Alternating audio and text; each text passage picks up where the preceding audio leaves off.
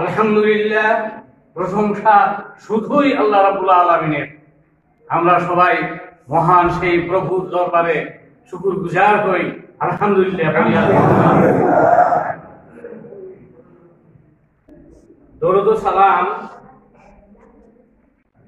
সাইয়্যিদুল মুরসালিন খাতামুন নবীন, বিশ্ব নেতা, বিশ্ব নবী, বিশ্ব নেতা, বিশ্ব নবী, বিশ্ব নেতা। একথা আল্লাহ রাব্বুল আলামিন ঘোষণা করেছেন যে বিশ্ব নেতা তিনি একমাত্র আল্লাহ রাসূল সাল্লাল্লাহু আলাইহি ওয়াসাল্লাম। অতঃপর সমস্ত মখলুকাতের মধ্যে যে সমস্ত মুমিন মুমিনাত কবরবাসী হয়ে গিয়েছে, আল্লাহ রাব্বুল আলামিন দয়া করে মায়া করে সবাইকে মাফ করে জান্নাতুল ফেরদৌস। আজকে এখানে যারা উপস্থিত আমরা সৌভাগ্যবান আলহামদুলিল্লাহ।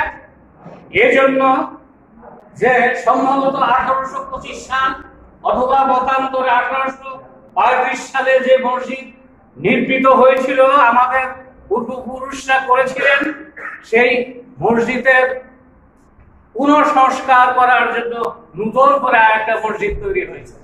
আলহামদুলিল্লাহ, যুগে যুগে কালে কালে আজকের এই পরিষদের কথা স্মরণ করবে মুসলিয়ানরা।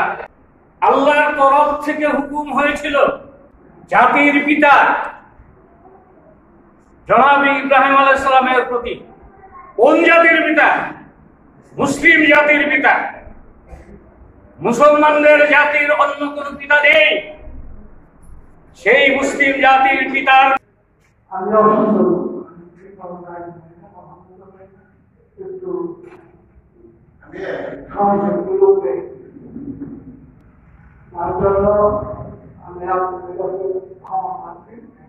আমি আমার দায়িত্ব পরিশ্রম করি।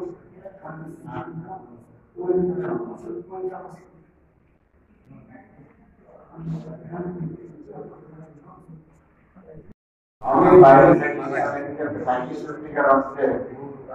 আল্লাহ যে কিভাবে আমাকে এই মসজিদ উদ্বোধনে আসছে আমি সেই কল্পনা করতে পারবো না। আমার ছবি গ্র্যান্ড পায় না আমেরিকাতে, এমন সময় আমার ছেলের একটা বিয়ের দাবিদের একটা তো শেষ পর্যন্ত আল্লাহ কবুল করছে, তাই আজকে আপনাদের সামনে আসতে পেরে। মসজিদের জন্য আমার অনেক আগে থেকেই স্বপ্ন ছিল, আল্লাহ আমার সেই স্বপ্ন বাস্তবে দেখাইছে। অক্লান্ত পরিশ্রম যারা করেছে তাদের প্রতি আমি আন্তরিক ধন্যবাদ জানাচ্ছি।